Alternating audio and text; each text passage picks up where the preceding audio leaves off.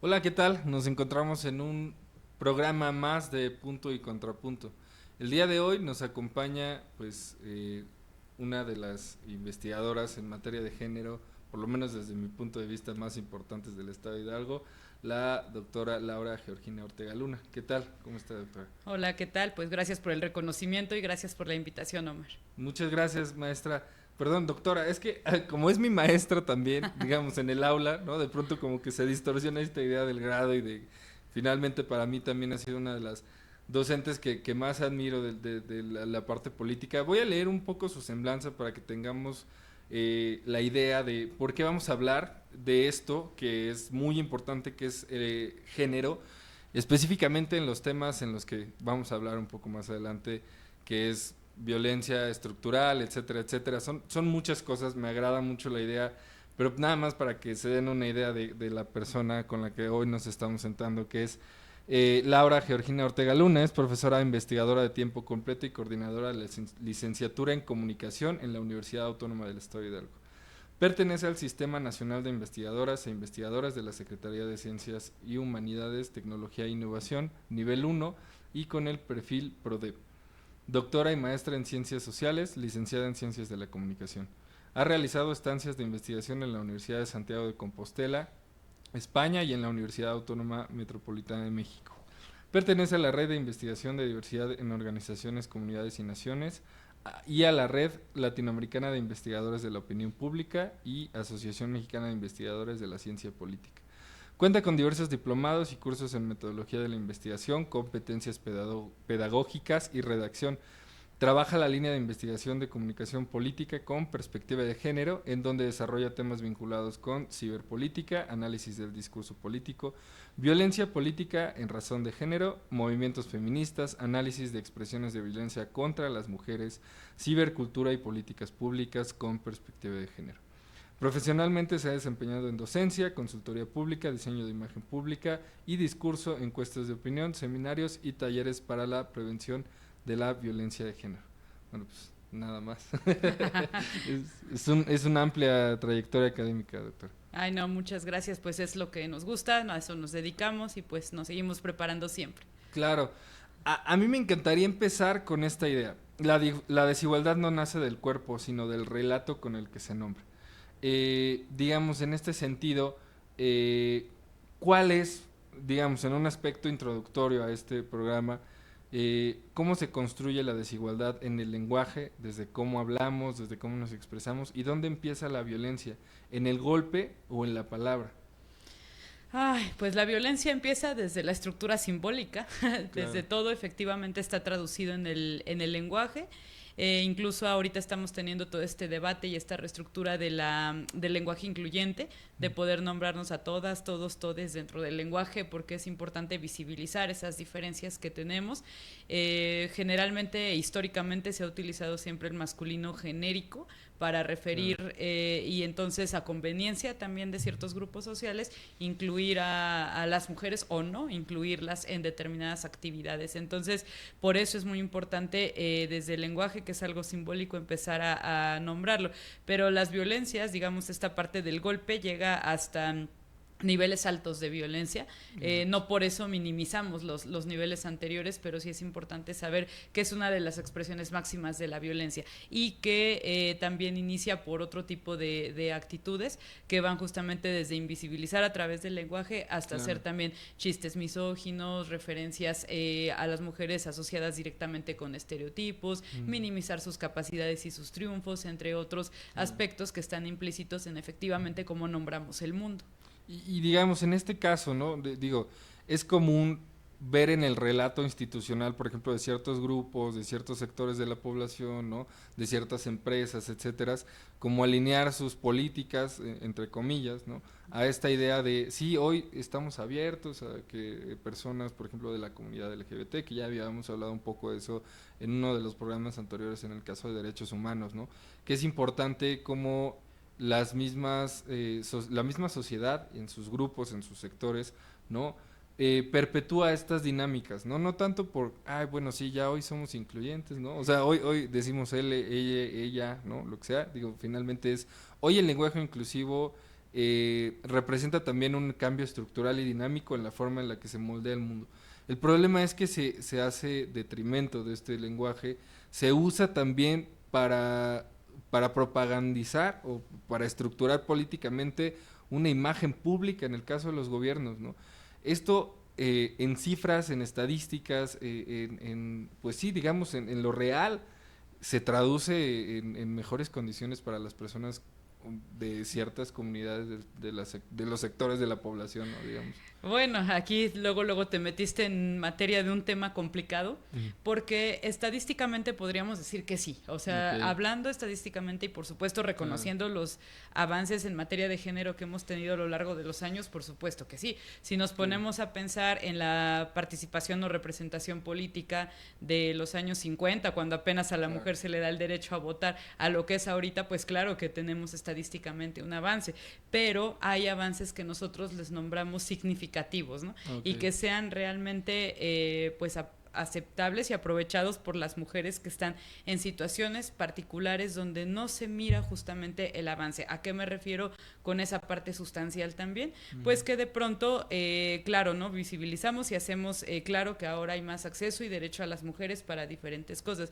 Pero ¿qué pasa con situaciones de vulnerabilidad específicas? Es decir, claro, la institución puede decir, incluimos a las mujeres para que ahora haya igualdad salarial.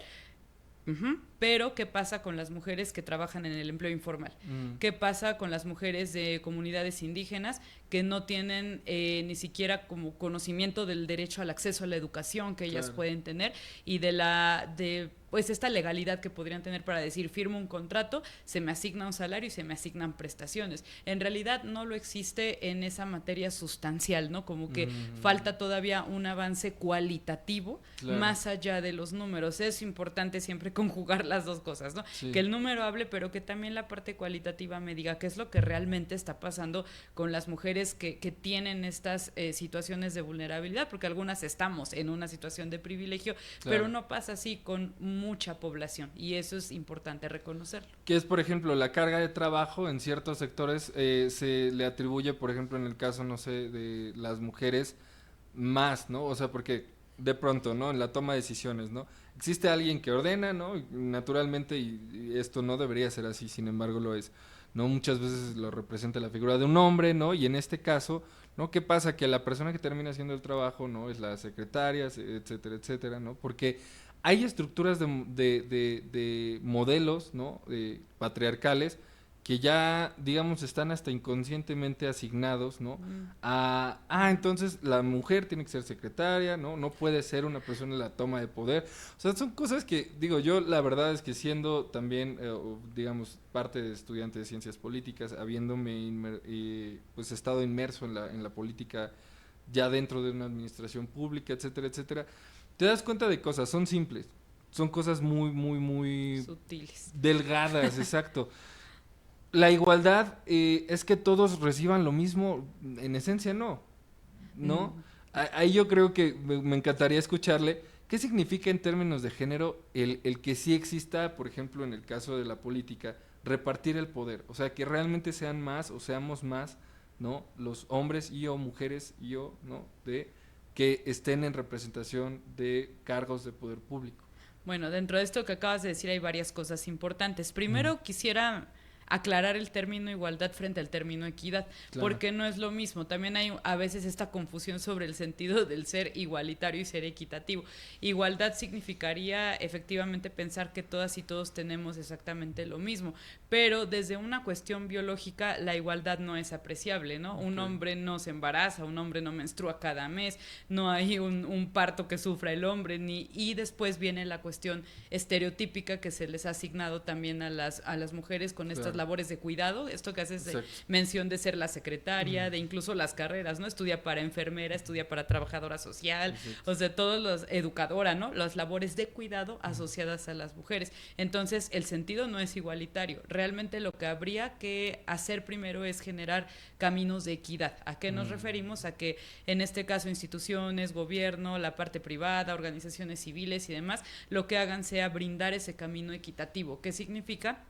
dar herramientas, porque las mujeres no tenemos esas mismas herramientas, y es decir, facilitarlas para que entonces nosotras podamos estar ocupando dignamente esos cargos de poder, porque viene también algo interesante, asumes un cargo de poder, pero dentro de tu espacio privado sigues haciendo lo mismo que hacías antes, ¿no? Claro. Es decir, ahora soy directora de una institución, pero también tengo que tener mi hogar limpio, también tengo que cuidar a mis hijos, también tengo que ayudarles con las tareas, me hago responsable de algún familiar enfermo, y entonces, incluso hasta lo mínimo, ¿no? Tengo que organizar que no se me pase la fecha de pago del agua, de la luz, etcétera. O sea, toda una parte de cuidado del hogar asignada históricamente a las mujeres. Y entonces, aunque te digan, es que ya están ocupando los cargos de poder, ya hay una situación igualitaria, la realidad es que no es equitativo, porque estas herramientas siguen sin ser depositadas, por ejemplo, en las mujeres correctamente, para saber luchar por esa autonomía, luchar por un derecho y una justicia, y entonces sigue siendo de todas maneras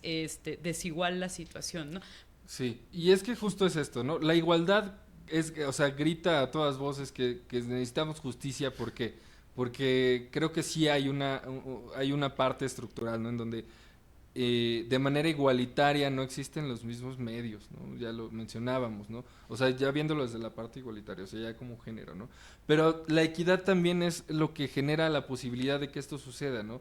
O sea, porque existen los marcos de simbólicos, ¿no? En donde se representa el machismo y principalmente también la violencia estructural de género, ¿no? Porque sí, ¿no? Como hombres, ¿no? Como personas que estamos, digamos, centradas en el absoluto del hombre es, ¿no? Porque hemos personas, ¿no? Y digo, medianamente me incluyo, aunque de alguna otra manera también dentro de la perspectiva de género he podido trascender algunas cuestiones, ¿no? Simbólicas del machismo.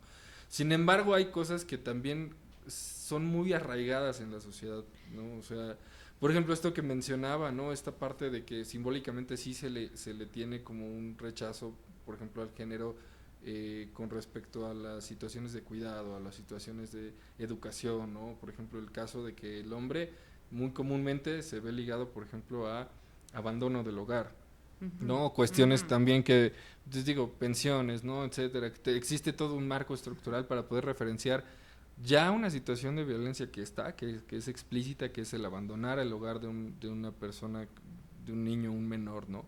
Pero que aparte de eso se tiene muy desligada la idea de cuidador, ¿no? O sea, ¿por qué un hombre no puede paternar? ¿Por qué un hombre no puede justo educar a un niño? No desde la base de te voy a enseñar a poner un clavo, ¿no? De taladrar, no, o sea, desde la base también emocional, ¿no? De compartir mis emociones con la persona que, ¿no? Y desde el lado también del hombre, que por ejemplo el caso del mes de septiembre, ¿no? Que es el día mundial, del mes de la prevención del suicidio, ¿no? Y el caso de las tendencias o de las estadísticas de suicidios en hombres, ¿no? Que es mucho más alta. ¿Por qué? Digo, no en relación al género, pero sí es mucho más alta que en otros factores o en otros índices por pues esta parte emocional en la que el hombre no se permite hablar, no se permite. ¿Qué pasa? Me gustaría centrarme también en la parte de violencia de género a la mujer, porque digo, fundamentalmente es también parte de lo que hoy estamos hablando, ¿no? Que es la violencia de género, ¿no? Yo creo que existen diferentes tipos de violencia, usted me podría ayudar a describirlos mejor, pero este tipo de violencia que es de medios, que es simbólica, discursos, roles, publicidad, etcétera, ¿no? ¿En qué se diferencia, por ejemplo, en el caso de la estructura de violencia mediática? O sea, el caso, por ejemplo, de lo que ya se representa de por sí a la mujer y al hombre como en sus roles de género, o por ejemplo el caso de la publicidad, de los medios, ¿no? O sea, cómo esto contribuye también a, por ejemplo, seguir perpetuando los esquemas de género. Lo que pasa aquí son también varias cosas. Primero, aclarar antes de explicar esta parte, claro. Todas y todos culturalmente estamos educados en el machismo, ¿no? Y vamos a hablar solamente de México, no voy a meter en otro contexto, pero todas y todos estamos educados ahí, o sea, estamos parados en una base de sistema patriarcal, machista, que nos determina la condición de género incluso desde antes de nacer. Entonces, cuando te asignan ya el colorcito, tu nombre, y desde bebé te perforan tus orejitas para ponerte aretes de corazoncito y cosas así, y desde niña, ¿no? Te enseñan que tú sí puedes llorar, que tú, etcétera.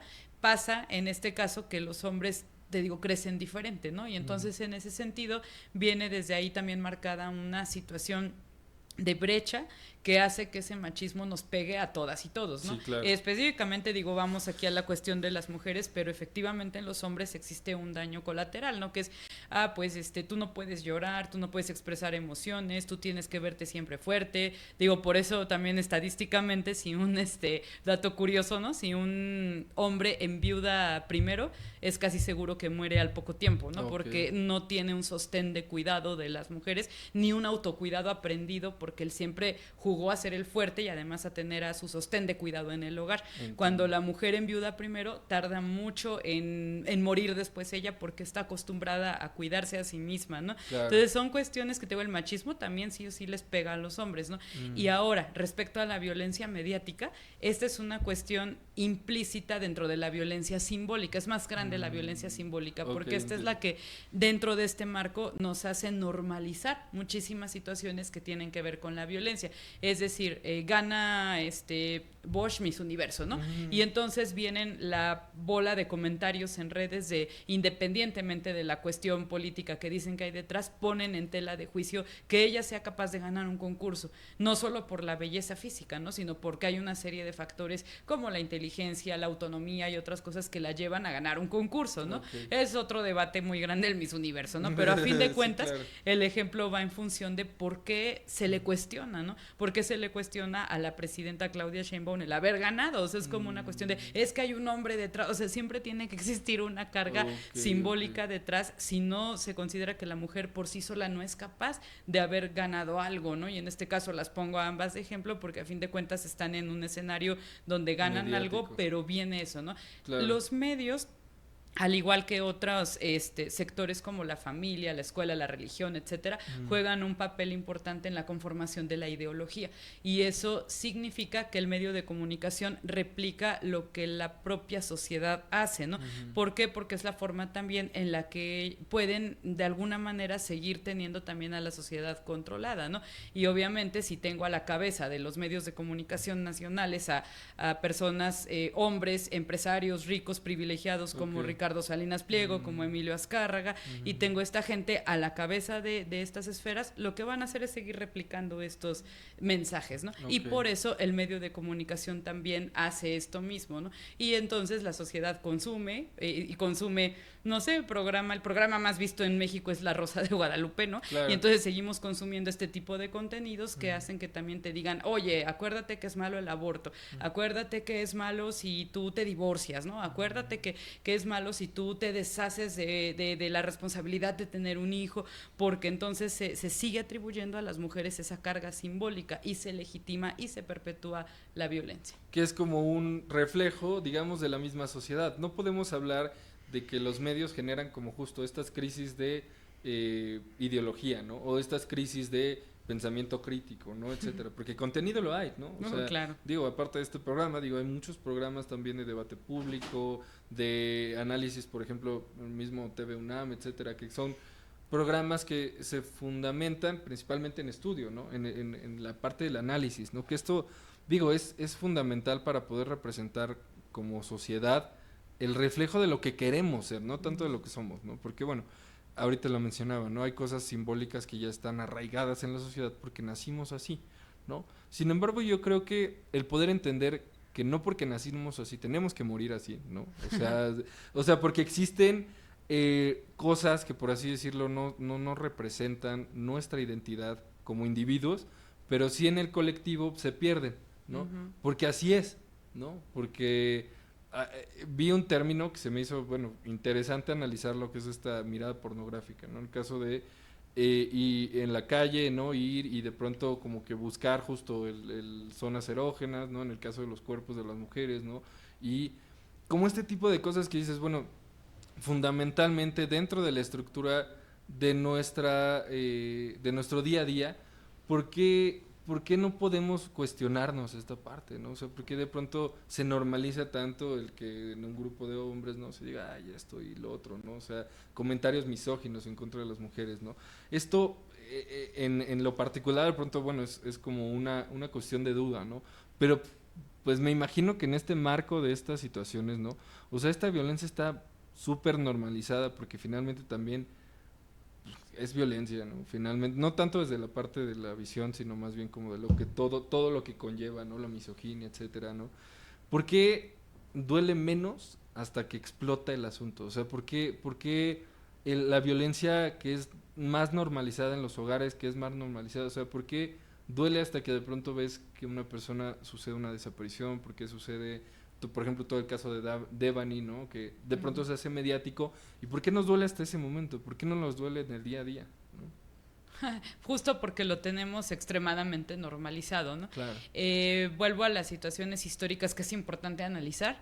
De entrada, esto que comentas, lo de los comentarios y demás está asociado a las mujeres con el fin último en la vida, que es el fin reproductivo. Okay. Es decir, nosotras nacimos para ser madres, ¿no? Pero por lo tanto ser madre significa tienes que ser atractiva para un sujeto, sí, y para ese deseo, ¿no? Exactamente, claro, sujeto volverte el objeto de deseo. Por eso sí, los videos que vemos en estas plataformas que no deben ser nombradas y demás mantienen esa idea, ¿no? De claro, la mujer tiene que satisfacer las necesidades, pues que tiene el hombre, ¿no? Necesidades fisiológicas. Entonces, en ese sentido, aterrizamos como en una cuestión de pensar, híjole, ¿qué es lo que pasa? Que entonces si la mujer se reduce a esta función estrictamente, entonces también puede ser desechada en cualquier momento. ¿Y desechada en qué sentido? Si se hace vieja, vale menos. Claro. Si no cumple con algo que deba satisfacer a los hombres, entonces puede ser golpeada, ¿no? Entonces, si ella finalmente no, o cumplió, por ejemplo, satisfizo una necesidad de un hombre en el momento de un abuso, por ejemplo, y que lleva una de las máximas también de la violencia, sí, pues es justo, entonces puede ser privada de su vida y tirada en algún lugar como si fuera eso, un desecho, un objeto, ¿no? Claro. Ahora, el caso de que mencionaste como ejemplo, que es el de Devani, es uno de tantos casos que además de todas maneras sigue siendo polémico, ¿no? Que para empezar uno no analiza de fondo por qué se sacrifica la vida de una mujer. ¿Y por qué tiene que verse como de esta forma en ese sentido de, pues no valía nada, ¿no? El papá de Devani saca 2 documentales y entonces lo critican. Es que está lucrando con la vida de su hija.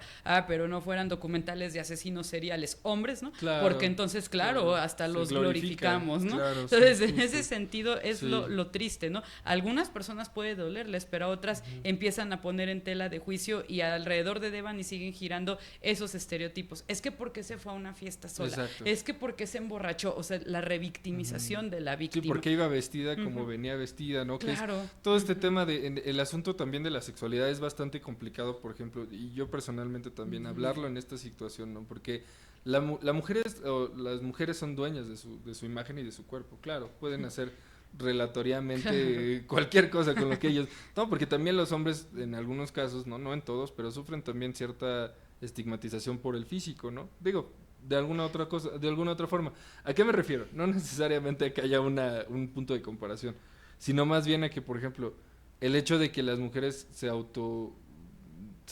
vistan, ¿no? o usen, ¿no? mediáticamente esto, finalmente sí es su voluntad, pero ¿por qué no los hombres tendrían de manera puntual, ¿no? que ejercer este respeto por la identidad individual de una mujer? Ese es el caso, yo creo, ¿no? Porque digo, si lo vemos también a trasfondo, ¿no? En el caso de los hombres, como le decía, se sexualiza, por ejemplo, el hecho de tener un cierto físico, un cierto parecido, pero esto no, como mencionaba, genera violencia en contra de los hombres y tampoco interpuesto por una mujer, ¿no? O sea, que es digamos la otra parte, ¿no? Entonces, vemos que el problema tal vez no es como tal el que una mujer sea peligrosa o respetable, ¿no? O sea, porque lo vemos así, o sea, sino el hombre también, ¿no? O sea, en este caso, ¿qué lo hace un hombre respetable y qué lo hace un hombre peligroso? En este sentido, pues vemos que si vemos el estereotipo de hombre, casi siempre se asocia a la violencia en contra de la mujer. Y las mujeres no se asocian a la violencia en contra de los hombres, en determinados casos son minorías, ¿no? Pero pues es donde dices, por lo menos desde el punto de vista también del debate público, es en dónde estamos parados como sociedad, ¿no? No sé. Claro, y además, ahorita que hablabas de las minorías, recordé un ejemplo que me gusta mucho traer a colación. Claro. Cuando me toca ir a dar conferencias o capacitaciones sobre estos temas, ponemos muchas veces los ejemplos de cuántas canciones existen donde hay una violencia desde sutil hasta fuerte contra las mujeres, ¿no? Y entonces nunca falta por ahí la pregunta de, pero también están Jenny Rivera y Paquita la del barrio, ¿no? En esa estadística que tú hablabas, estas canciones, por ejemplo, son respuesta a una violencia antes ejercida sobre ellas, ¿no? Entonces, claro, muchas veces también cuando existe una violencia, en efecto, estadísticamente está la minoría de mujeres que violentan, sí las hay, pero también es por una reacción a una violencia vivida previamente, ya sea por la misma persona con la que reaccionas o porque tuviste agresores previamente. Claro. Y entonces existe una actitud a la defensiva para decir, es que todos los hombres son así, es que maldito, es que golpeador, es que machista y todo esto, y existe esta reacción hacia el ejercicio del poder del hombre contra la mujer, ¿no? Sí. Es en ese sentido. Sí, o sea, haciendo justo este análisis es como, sí tuvo que haber una violencia antes para tener que sacar de alguna forma hasta emocionalmente este rencor, ¿no? Digo, que representa, por ejemplo, las escuchas de esta música, ¿no? En el caso, por ejemplo, de Jenny Rivera, más bien la represión del hombre en contra de la mujer, ¿no? O sea, simbólica, ¿no? Nada más no es un dato estadístico, no tengo el dato estadístico, pero nada más denle una checada, digamos, a la cantidad de mujeres, niñas que obviamente como adultas sufrieron violación de los 0 a los 7 años. Y se van a dar Exacto. O sea, es importante, ¿no? Cuenta de eso, y de hecho iba como mi otro comentario en sentido justo a eso, porque a pesar de que existe, ¿no? También esto que mencionas, ¿no? La sexualización del cuerpo del hombre no es igual, no es el mismo sentido. Tan solo hagamos un experimento social, ¿no? Y alguna vez, creo que te pregunté a ti y a tus compañeros en un taller que les di, ¿no? Que les decía, ¿cuál es el temor de una mujer cuando sale sola de madrugada a caminar por la calle, ¿no? Claro. Y es justamente, ¿no? Que te violen, que te secuestren, que te maten, ¿no? Eso es como el asunto, ¿no? Pero del hombre es como de, pues, que me asalten, ¿no? O sea, no es como que esté pensando que una camioneta llena de mujeres me va a secuestrar y me va a hacer algo. Incluso claro, es hasta un poco ridículo tratar de mencionarlo, ¿no? No es común que a un hombre una mujer le grite en la calle, papacito, ¿no? O sea, no es común, ¿no? Al revés sigue siendo, es rara la mujer que me diga nunca me han gritado algo en la calle, ¿no? Creo que a todas nos ha pasado en algún momento, ¿no? La cuestión de acoso está normalizada y es por lo que te digo, ¿no? Históricamente viene esta situación de asociar a las mujeres con objeto de consumo masculino. Claro, y algo en lo que me encantaría entrar, porque aquí viene la otra parte, ¿no? ¿Qué estamos haciendo instituciones y el gobierno, ¿no? El caso de, bueno, sí hay solución, ¿por qué la solución yo en mi caso, desde mi análisis, tiene que venir desde la estructura de gobierno? Porque finalmente es el que da la pauta, ¿no? A la sociedad. Claro. Existe el Estado y el Estado es un órgano regulador que controla, ya lo hemos visto en otros episodios, que se encarga justo de procurar justicia, etcétera, ¿no? La ley es un puente, ¿no? Eso es muy natural, debe cruzarse o debe derrumbarse, ¿no? El caso de según quién la sostenga, ¿no? En los avances institucionales, en los retrocesos, ¿no? Hay muchas responsabilidades que tiene el Estado, la misma educación, digamos, ¿no? Las universidades, las prepas, etcétera, los medios, ¿no? O sea, todo esto yo creo que tiene que ver con algo muy importante. ¿Qué políticas de género son discurso? ¿Cuáles son simulación y cuáles realmente transforman? Desde mi punto de vista, el que a una... Y creo que también lo debatíamos en algún punto en clase, ¿no? Que una presidenta sea presidenta de la nación, no, simbólicamente no hace el cambio, ¿no? En el día a día o en el devenir diario de la mayor cantidad de mujeres en México, ¿no? Sin embargo, por ejemplo, hoy vemos que institutos como Instituto de la Mujer, DIF en algunos casos, ¿no? Hace esta representación de lo que podría o debería ser, ¿no? El caso de la equidad de género, ¿no? Pero vemos desde el otro lado la procuración de justicia, ¿no? Que entonces se revictimiza a las mujeres, se hace alusión a, bueno, pues es que pues ella se lo buscó, ¿no? Etcétera, etcétera. Todos estos comentarios que finalmente hoy esa es la pregunta, ¿qué políticas realmente son discurso, cuál es simulación y cuáles realmente transforman, ¿no? Mira, creo que ahí parte de también pensar quién nos está representando. Hay ocasiones en las que sí veo, y lo observo a nivel nacional, también aquí estatal en Hidalgo, observo que se abre ese espacio de poder para que acceda, no sé, alguna mujer que estuvo en el activismo feminista, Claro. mujeres que se han capacitado y se han sensibilizado en cuestión de perspectiva de género. Entonces ahí tú te puedes dar cuenta de que va a haber una mirada diferente, ¿no? En función pues de cómo se va a trabajar para las otras personas. Okay. Ahí de entrada es importante eso, que estén sensibilizadas, pero que también sean mujeres, ¿no? Y sí, sí, porque ¿no? De entrada, ¿no? Porque también qué bueno que los compañeros también en las representaciones y en los espacios de poder digan, pues vamos a legislar esto, ¿no? Pero muchas veces se pierde la mirada de realmente, pues quien lo puede hacer es una persona que sepa realmente cómo está la situación. Es tanto como si dijeras, ay, pues es que, no sé, yo voy a hacer una legislación para las personas con hipoacusia, ¿no? Sordas, claro, ¿no? Y yo no lo soy, entonces me va a ser muy difícil también saber cómo ser sensible ante ese espacio. O que por lo menos tengas entonces en tu equipo a las mujeres para que puedan decirte, claro, esto sí, esto no, y no solamente simular, ¿no? Otra cosa importante es, no solamente lo hagas en el 8M o en el 25N, por ejemplo, ¿no? Tiene que ser cuando todo el año, ¿no? Todo el tiempo, cuando tengas esa posibilidad de decir, a ver, se va a aprobar una iniciativa de ley, pero está incluyendo a todas, todos, todes por igual. Bueno, hay que checarlo en ese sentido, ¿no? Porque si no, insisto, ¿no? Se vuelve también una simulación de en el 8M es algo con el listoncito morado y en el 25N con el listoncito naranja, y ya por eso digo que soy incluyente y que veo por los derechos de las mujeres. No, tiene que brincar mucho más allá de esos espacios y hacer efectivo eso, ¿no? Y ver lo que te comentaba, que un programa de transversalidad de la perspectiva de género, pues cruce también a todas las que están en situaciones de vulnerabilidad, ¿no?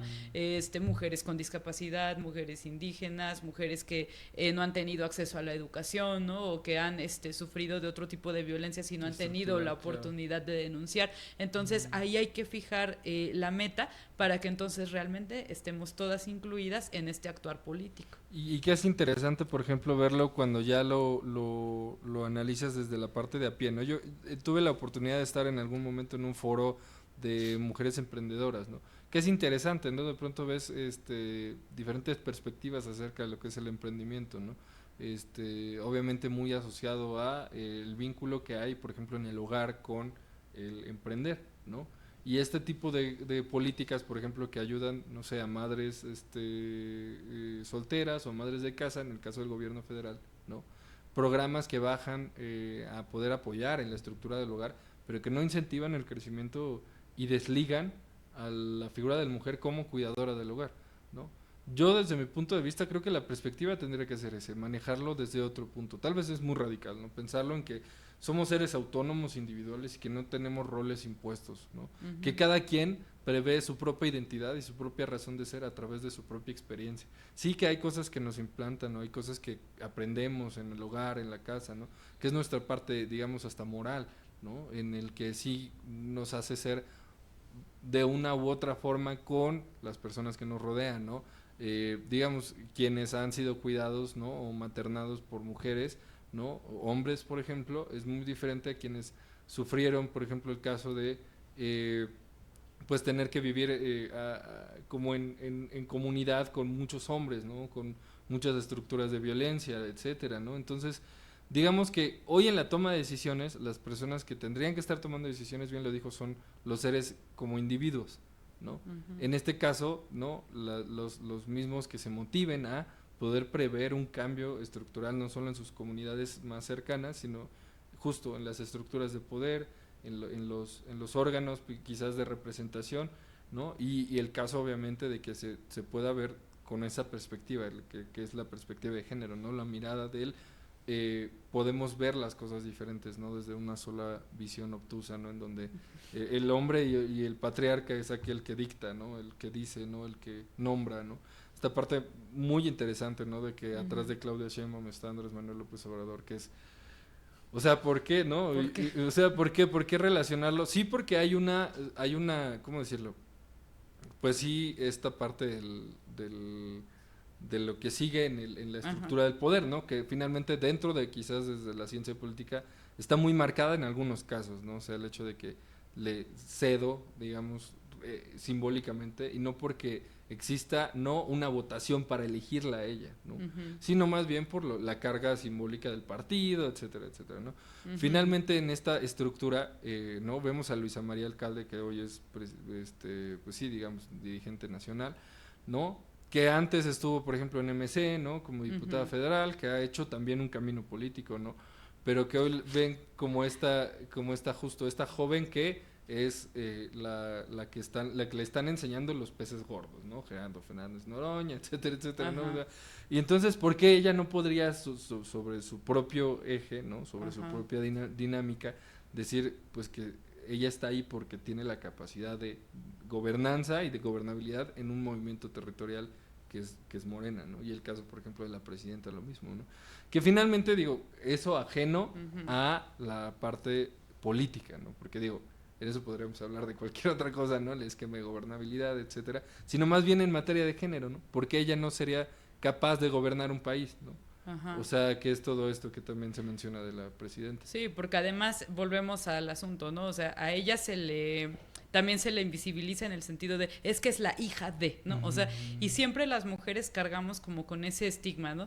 La esposa de, la hija de, la aprendiz de, o sea, siempre somos como también tu objeto florero, ¿no? Tu objeto acompañante, que no puede como, se le pone en duda la capacidad de valerse por sí misma en función de algo, o que siempre te critican por algo, ¿no? Si no eres porque es la esposa, la hija, etcétera, es porque algo hiciste en tu vida que de todas maneras es criticable y sometida a ese ojo público siempre, ¿no? Porque la vida privada de las mujeres pesa un montón en ese sentido. Entonces también creo que ahí es importante por eso retomar esto que te comentaba de la sensibilización, porque ahí es donde también entra esa materia de decir, oye, a ver si es cierto, ¿no? O sea, escúchala, es la voz de una persona que ha buscado ser preparada, que si bien a veces entramos en ciertos espacios porque tenemos un vínculo familiar o de amistad o lo que sea y te entras a algún espacio, pero eso no significa que no tengas la capacidad para desempeñarte. Finalmente es lo que la política ha hecho a lo largo de todo el tiempo, ¿no? Y eso nos lleva al concepto de violencia política, de hecho, ¿no? Porque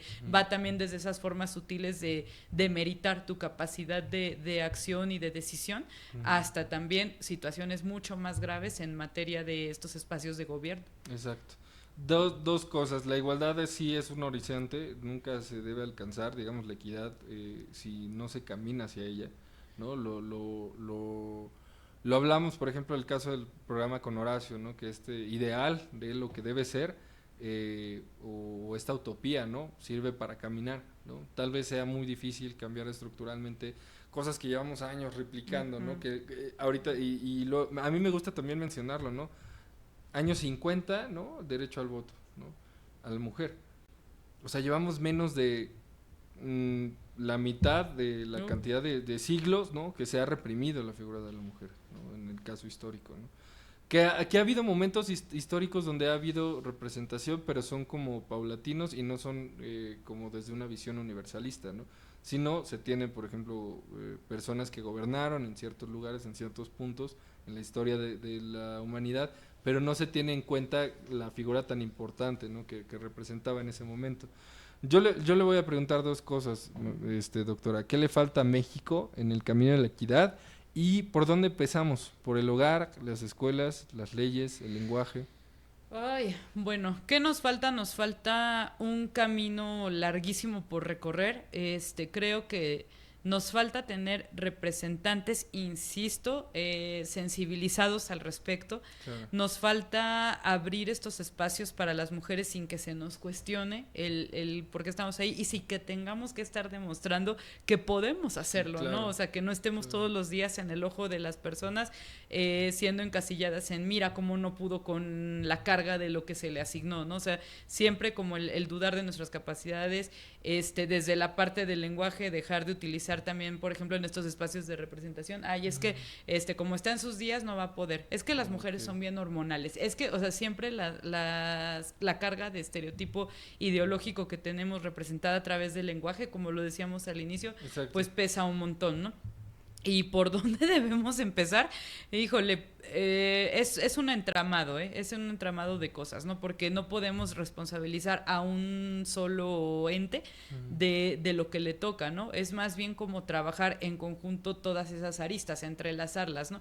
Porque si, por ejemplo, decimos desde la familia sensibilizamos, pero cuando la niña y el niño entran a la escuela, ahí no existe la sensibilización por parte de las y los docentes, las Claro. personas directivas, etcétera, Claro. entonces tampoco se va a poder lograr. O sea, tiene que ser un trabajo como en conjunto y arduo, ¿no? Vamos a pasos muy pequeños, ¿no? Incluso yo me peleo mucho con estos programas que siempre le ponen el prevenir, sancionar y erradicar la violencia, porque erradicar es una meta a bien largo plazo. Sí. Primero tenemos que erradicar desde un chiste misógino hasta quitar, por ejemplo, de las portadas la figura de la mujer en traje de baño, o de las portadas de una revista y demás, quitar estos programas donde la mujer sigue siendo la de las labores de cuidado. Exacto, Y empezar por que también el medio de comunicación de otro tipo de mensaje, claro. en internet nos abran los espacios para que haya más debates de este tipo, en empezar a dejar de tenerle miedo, porque es miedo a las mujeres que marchan el 8M, ¿no? Porque Claro. siempre que viene eso es un miedo genuino a van a rayar y van a romper todo, sí, porque tampoco el gobierno ha hecho nada por escuchar los pliegos petitorios de las mujeres, o sea, es que esas no son las formas. Bueno, ¿y tú has visto cuántas veces pacíficamente se ha tratado de hacer algo y claro. no hay una respuesta favorable? Claro. O sea, llevando a los espacios educativos, sociales, etcétera, más campañas, más ferias, más conferencias, talleres que permitan generar esa sensibilización, y que, por ejemplo, cuando nosotros que estamos en los espacios académicos llevamos este tipo de capacitaciones, de verdad vayan las y los interesados, ¿no? Porque de repente nos ha tocado, ¿no? Pues en el espacio de gobierno, ¿no? A legisladores y demás les llevas el taller y resulta que mandan al al ayudante, al asesor, claro, etcétera, y no va directamente el involucrado, ¿no? Claro. O sea, no está realmente pensando en si soy yo quien lo necesita, ¿no? Entonces ahí es importante que sí exista, les digo, esa parte pues de unión, pero también de apertura para decir voy a escuchar de los temas y voy a intentar deconstruirme, porque la deconstrucción es constante y tenemos que hacerla, pero también por voluntad propia, ¿no? Claro. Si tuviera que elegir una sola batalla para cambiar esta parte, ¿qué digo? En el parte de la investigación, pues usted ya hace una gran labor desde las conferencias, todo. Si hubiera algo central, ¿no? Que tuviera que luchar por, ¿cuál sería? Por hacer políticas públicas igualitarias. Okay. Ahí empezaría por lo que te digo, ¿no? Mujeres que están en situación de vulnerabilidad, entonces empezaría por pensar en ellas, ¿no? O sea, ya está bien lo que estamos logrando, pero necesitamos pensar en todos los escenarios de vulnerabilidad de las mujeres. Pues creo que, digamos, el programa tiene un marco, ¿no? Abre y cierra en un punto. Sí vivimos violencia, pero hoy también tenemos la posibilidad de aportar algo, ¿no? A ese debate, ¿no? Yo le agradezco, doctora. Ha sido un programa muy lleno de mucha información, ¿no? Que en general, pues digo, las personas que han estado constantemente visualizando los programas, ¿no? El programa de Punto y Contrapunto, los episodios, ¿no? Se van dando cuenta que también lleva una estructura, ¿no? O sea, empezamos desde un análisis político puntual hasta temas que van en cada uno de los sectores de lo que hoy le duele no solo a México, a Hidalgo y a veces hasta en nuestros entornos, ¿no? O sea, cómo nos desenvolvemos, qué hacemos. Le agradezco, doctora, ha sido un programa muy nutritivo y no sé si usted algo más que comentar. Pues agradecer que se abran estos espacios, ojalá haya también oportunidad de estar en otros, pues platicando de estos temas que siempre están ahí pues en la mesa, que son importantes. Agradecer el espacio, creo que faltó tiempo para decir tantas cosas, pero bueno, esperemos que haya, como te decía, otra oportunidad. Quisiera dejar también el mensaje de que seamos sensibles ante esto. Siempre en estos programas también me toca que ponen ahí en los comentarios, ¿no? De cosas muy en contra, de repente, ¿no? O asociadas siempre como a minimizar también este tipo de debates. Entonces es importante eso, ¿no? Si lo vemos, sensibilicémonos, y aunque nos cueste trabajo, y es más, si nos incomodó, algo está bien por ahí. Exacto. Pues bueno, la violencia hay que tener en cuenta que se educa, ¿no? Igual que la dignidad. Entonces hoy en Punto y Contrapunto estamos ya también pensando justo en cuáles van a ser los próximos capítulos. Esperamos que en algún otro episodio nos pueda acompañar, doctora, Claro. y que sean muchos más en donde podamos hablar de esto, que es debate, vida pública, y los esperamos en otro capítulo de Punto y Contrapunto.